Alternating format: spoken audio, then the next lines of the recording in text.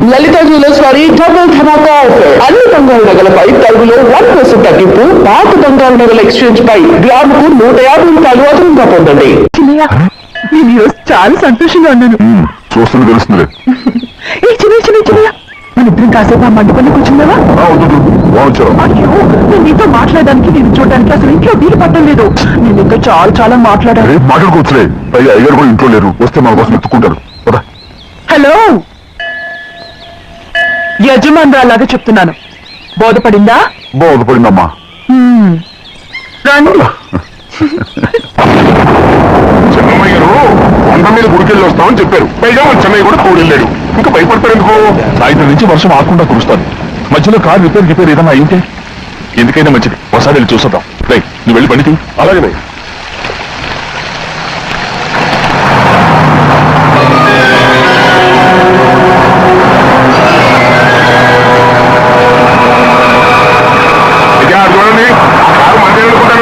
అవునయ్యా, ఆ బండి టూయైతేనే.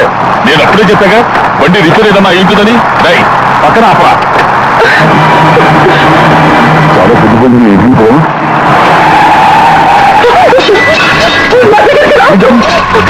కావాలని కాదు లెక్కపెడుతున్నావా? లేదా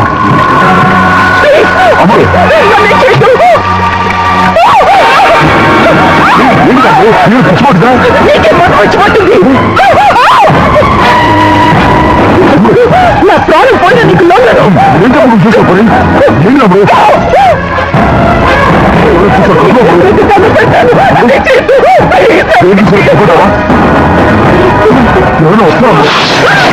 చెన్నయ్య, మా నాన్నతో నమ్మకం పెట్టుకుంటాను.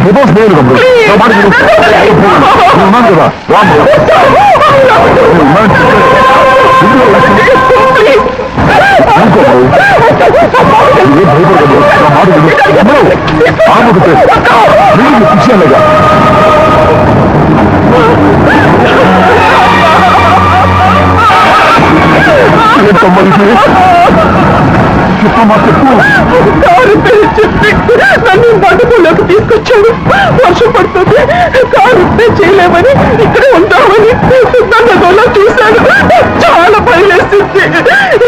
ఏ పర్వాలేదు, నడిచిలో వెళ్ళిపోదాం. నేనంటే నువ్వు విదేశాలు చదువుకుని వచ్చావు, ఆ మాత్రం అర్థం చేసుకోలేదా?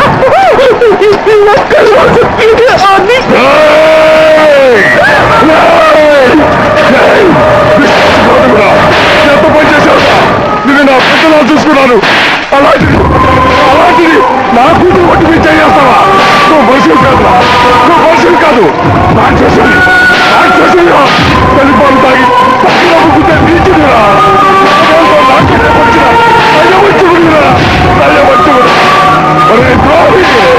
ఇవాళ నుంచి నేను చచ్చిపోయాను అనుకోరా. ఇక నా ఇంటి గర్భపక్కతో నిన్ను ఎలా పెంచాను రా? నా సొంత బిడ్డ కన్నా ఎక్కువగా పెంచాను. ఆ ఒకే ఒక్క కారణంగా నేను ప్రాణాలతో వదులుతున్నాను. నేను భవనాలు చూపించుకో. ఇదే ఇంకోడైతే నువ్వు చేసిన తప్పుకి నరికేసి ఉండేవాడు.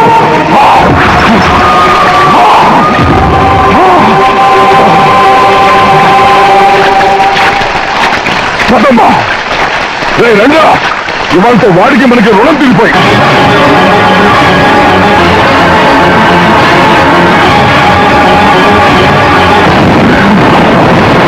చిన్నబ్బాయి, వద్దు చిన్నబ్బాయి, వెళ్ళొద్దు.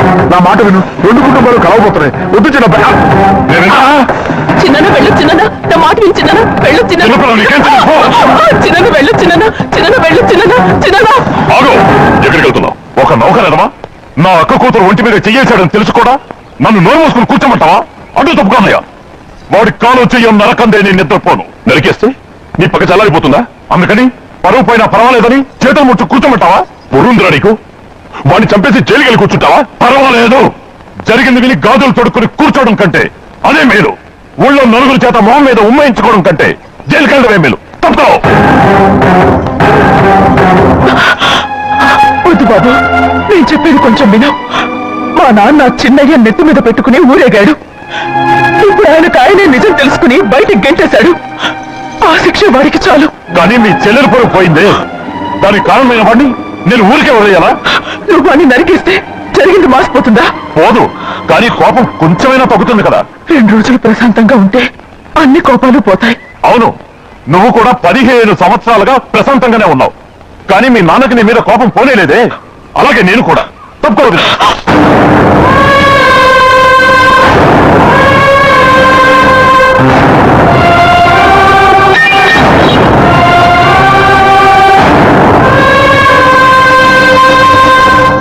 వాడి కోపంలో కూడా న్యాయం ఉంది గౌరీ.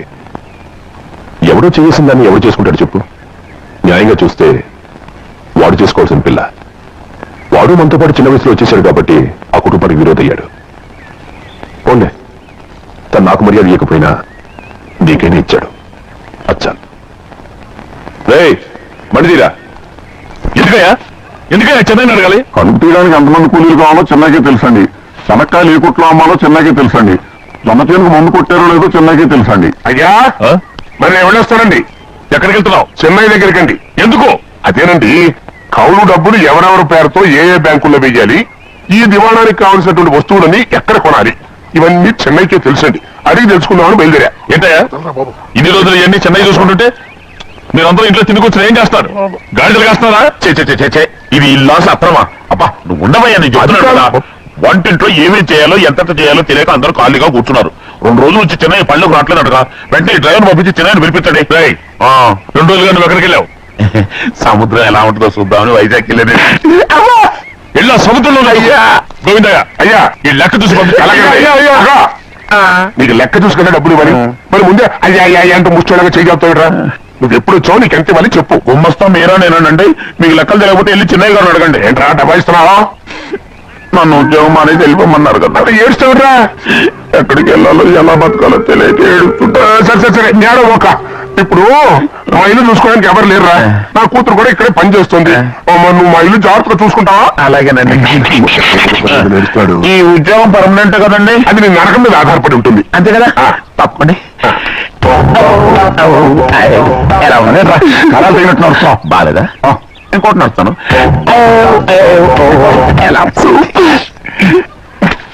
నువ్వు పర్మనెంట్ గా టెంపరవరీయే. చిన్ని ఇంట్లోంచి బయటకు పంపించినంత మాత్రాన నీ ఆత్మ శాంతించదని నాకు తెలుసమ్మా. త్వరలోనే అక్కయ్యని నాన్నని కలిపి మన 2 కుటుంబాల్ని ఒకటి చేస్తాను. వెనక ముందు చూసుకోకుండా గొడ్డలు బాదినట్టు బాధేశారు. కూతురు ఏం చెప్తుంది నమ్మేటమేనా? అసలు ఏం జరిగింది, ఎలా జరిగిందని ఒక్క మాట అయినా అడిగాడు ఆ పెద్ద మనిషి. పోయి నువ్వైనా చెప్పలేకపోయావేంటి?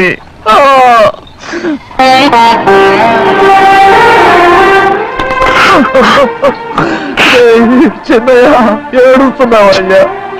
పెద్ద కొట్టాడని బాధపడుతున్నావా? పెద్ద కొట్టిన దెబ్బలు కాదు నేను బాధపడుతుంటా. ఈ నెలలో ఒక్కరోజు కూడా నేను ఆయన విడిచిపెట్టి ఉండలేదు. అలాంటిది 2 రోజులు అయిపోయి నేను చూసి అదే బాధగా ఉంది. బాధ అయితే చిన్నయ్య చూడు, ఎవ్వరికి కనపడకుండా పెద్దయ్య గారిని చూసిరారా, అప్పుడు నీ మనసు స్థిమిత పడుతుంది. లేదే, ఆయన తప్ప ఆయన తెలుసుకుని నాకు కబుర్ చేసేంత వరకు నేను ఆయన మొహం చూడను. ఆ దొంగ ముఖం నీ మీద మనసు పడ్డట్టు నాటకం ఆడింది అనుకో. అది నీ యజమాని కూతురని తెలుసు కదా, నువ్వెందుకు మనసు పడ్డా? సిగ్గిడిసి తన అందరి ముందు పంపు దగ్గర స్నానం చేస్తూ నా మీద పడ్డప్పుడు కూడా నేను మనసు పడలేదే.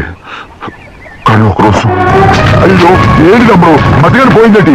పుస్తకాలని తగబెడతావు, పైగా చదువుకో డిగ్రీ కాగితం కూడా మండలం పాస్తావేంటి? ఏమైంది నీకు? ఇదిగో మర్యాదగా మంటలవి.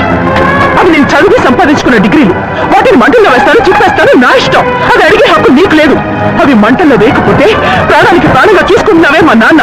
ఆయన మీద ఒట్టు ఇల్లు పడి చేస్తాను.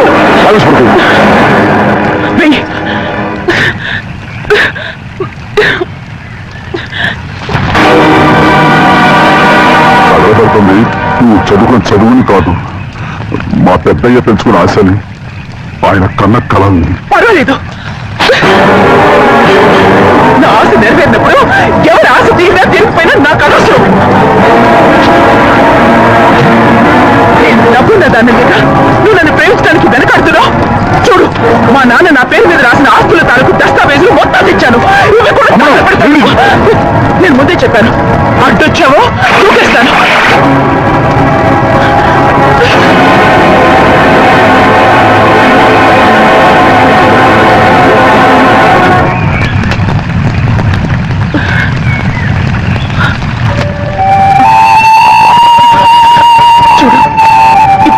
ప్రభావతిని, నాకు చదువు లేదు, డబ్బు లేదు. ఇప్పుడు నేను ఒప్పుకుంటావా? మరి చిన్నపిల్లలు మాడతావేంటి? ఎన్ని చెప్పినా సరే నువ్వు మా పెద్ద కూతురువి. అలాంటిది నేను పెళ్లి చేసుకోవడం మరి అర్థంగా మాడతావు.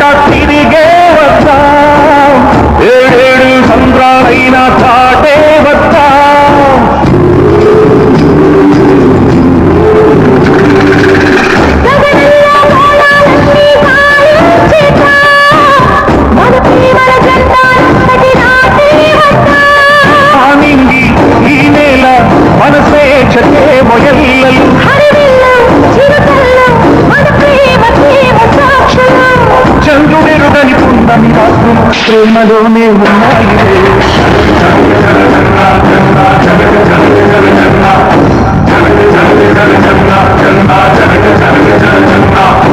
ఊహలలో ఊపిరిలో ఉన్నది నీవే, ఊసులలో వాసలలో ఉన్నది నీవే.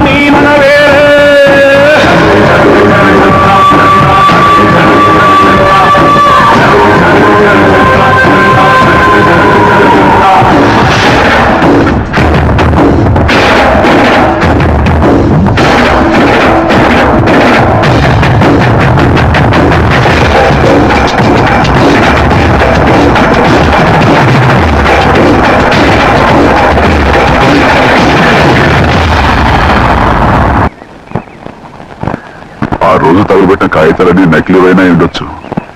తనకు తెలుసుగా నేను చదువురాని ముద్దునని. ఆ పాపిష్టిది ఎంత నాటకం ఆడింది, నీ మీద ఎంత పగబోనింది. అసలు నువ్వు చేసిన తప్పేమిట్రా?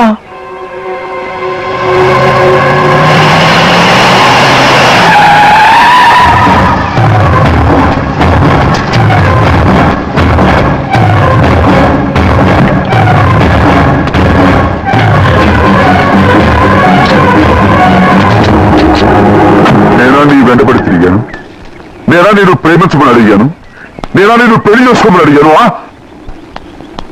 ఆ రోజు గుడికి రమ్మంది ఎవరు? వద్దన్న మనపానికి తీసుకెళ్ళింది ఎవరు? చేసినంత నువ్వు చేసి నేనేదో చేసినావే. నేను నిజంగా పాప పోలీలు ఆడదాని వాడు ఊరుకుంటున్నాను అనుకున్నావేమో. పొరపాటు. నన్ను ఎంతగానో నమ్మిన మా అయ్యగారు నన్ను అనుమానించి తప్పు కొట్టారే, దానికి ఆ రోజు నా నోరు మూసుకుపోయింది. కానీ ఈ రోజు మొత్తం నేను ఊరుకునేది లేదు. చెప్పు, ఎందుకు చేసావు పని? కారణం చెప్పు. చెప్పు. ఒకే ఒక్క కారణం, నిన్ను మా ఇంట్లోంచి వెళ్ళగొట్టాలి. ఎంతో ఇష్టంగా చూసుకునే మా నాన్న నిన్ను అసహించుకోవాలి. మా అక్క కుటుంబం 15 సంవత్సరాల నుంచి మా నాన్నకు దూరంగా ఉండటానికి కారణం నువ్వు. అంతేకాదు, మా అమ్మ మాకు లేకుండా పోవడానికి కారణం కూడా నువ్వే. అలాంటి నీకు మా ఇంట్లో రాజ మర్యాద, అందరి మీద అధికారం. కన్ను కూతురైన నాకంటే మా నాన్నకి నీ మీద ఎక్కువ ప్రేమ. అందుకే నేను ఇలా మోసం చేశాను, నమ్మించాను. అర్థమైందా? Good bye.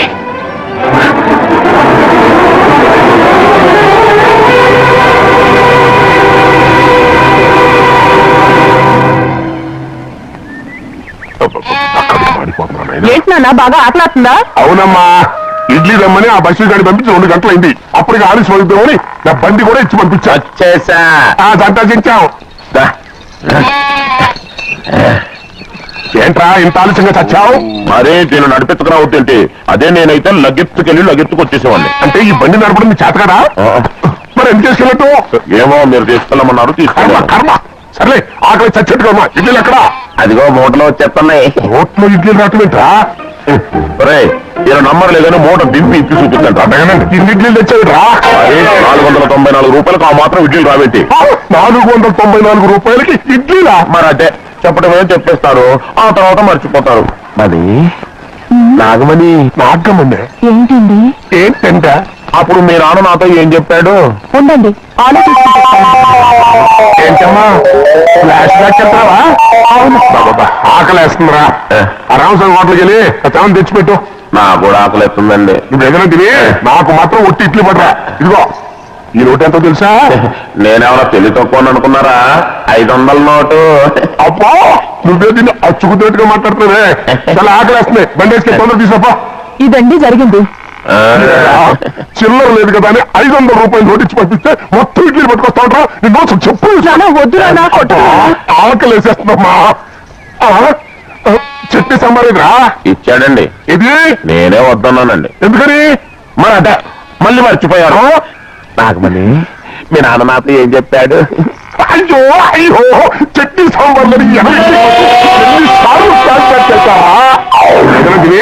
నాకు మాత్రం ఒట్టి ఇడ్లీ పడరా. ఇదిగో ఆయనకు అర్థమైతే మళ్ళీ చెప్పు.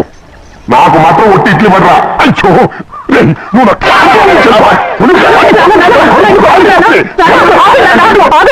ఆయనతో పాటు నేను బయటకు వెళ్ళిపోతా. ఎందుకంటే ఆయన నేను కుమారుల ప్రేమ కథ వినే ఓపిక ఎవ్వరికి లేదమ్మా. అయినా నువ్వు అనేది ఉందిలే, అతను లేకుండా నేను బతకలేను అంటావు. అయితే ఒక కండిషన్ రా. ఏంటి? నువ్వు చాలా తెలియగలవాడని ఈ ప్రపంచానికి, నీ ముఖానికి ప్రపంచం దాకా ఎందుకు కానీ ఈ ఊళ్ళో నిరూపించుకో. నా కూతురు నీకు ఇచ్చి పెళ్లి చేస్తా. వాకే వెరీ వీచి. అయితే నువ్వు ఇంటి బయటికి వెళ్ళరా. బయటగా రండి. అయ్యో, నాకు కాలు చేత ఆటలు వేసి మీరెందుకు వచ్చారయ్య గారు? కబురు పెడితే నేనే వచ్చేదాన్ని. కూర్చోండి అయ్యా, కూర్చోండి. చిన్నయ్య టౌన్కి వెళ్ళాడు, ఏదో కొట్లో పెళ్లి చేస్తున్నాడు. దాన్ని ఎవరు మార్చగలడు? నేనేం వాడిని చూడటానికి రాలేదు, నిన్ను చూడటానికి వచ్చాను. అవును, వారం వారం డబ్బుల కోసం వచ్చేదానివి 2 వారాలుగా ఎందుకు రాలేదు? అయినా నా బాధ్యత నేను చెయ్యాలిగా. ఇదిగో తీసుకో. డబ్బొద్దండి. నీ మనవడిని నేను ఇంట్లోంచి తరివేసినట్టున్నావా? ఇది నీ మనవడి కోసం కాదు, నీ కొడుకు కోసం నేను చెయ్యాల్సిన బాధ్యత. ఆనాడు ఊరంతా నా బిడ్డ తప్పు చేశాడన్నా, నీ మనసుకు మాత్రం తప్పు చేశాడనిపించలేదు. ఈ రోజు నా మనవడు కూడా ఏ తప్పు చేయలేదు. ఆ విషయం మీరు తెలుసుకుని వాడిని ఏ రోజు పనిలోకి రమ్మంటారో ఆ రోజే డబ్బు తీసుకుంటాను. నీ మనవడు చేసింది నేను కళ్ళలో చూశాను. దాని గురించి మాట్లాడాలంటే నాకే అసహ్యంగా ఉంది. డబ్బు తీసుకుంటావా లేదా? వద్దు. ఈ రోషమన్నాలో నేను చూస్తాను.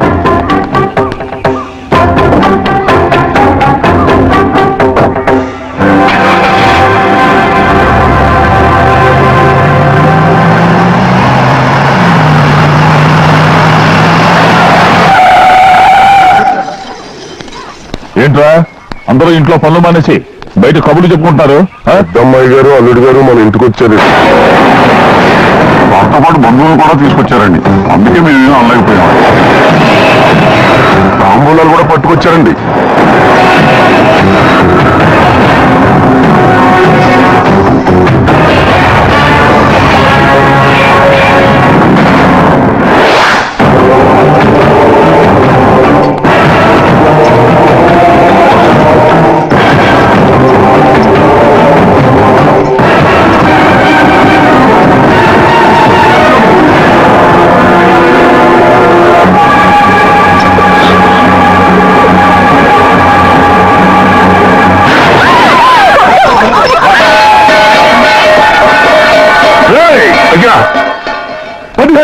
బంధువులు తెగిపోయి ఎంత ధైర్యం ఉంటే మళ్ళీ ఈ ఇంట్లో అడుగు పెడతారు?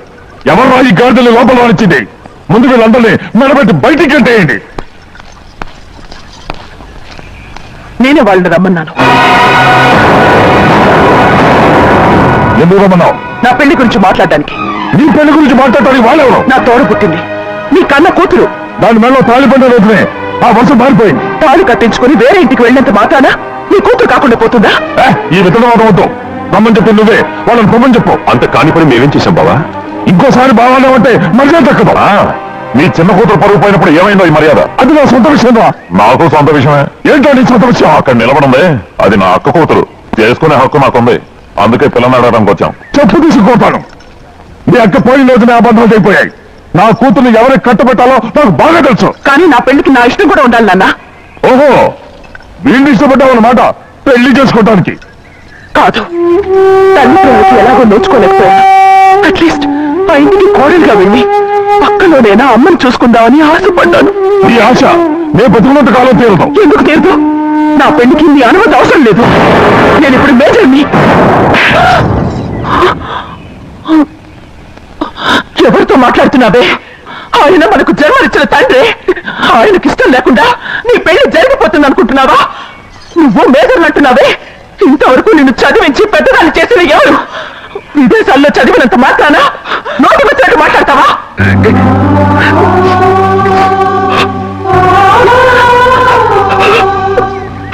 నన్ను క్షమించండి నాన్న.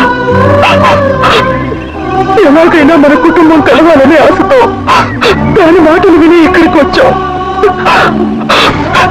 ఈ ఇష్ట ప్రకారమే ఎవరికైనా ఇచ్చి పెళ్లి చేసి దాన్నైనా చివరిదాకా మీతోనే ఉంచుకోండి.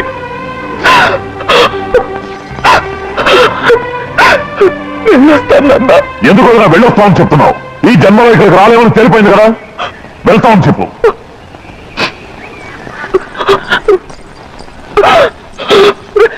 గోవిందయ్య, అయ్యా ఈ దరిద్రాన్ని బయటపడి. అలాగేనండి.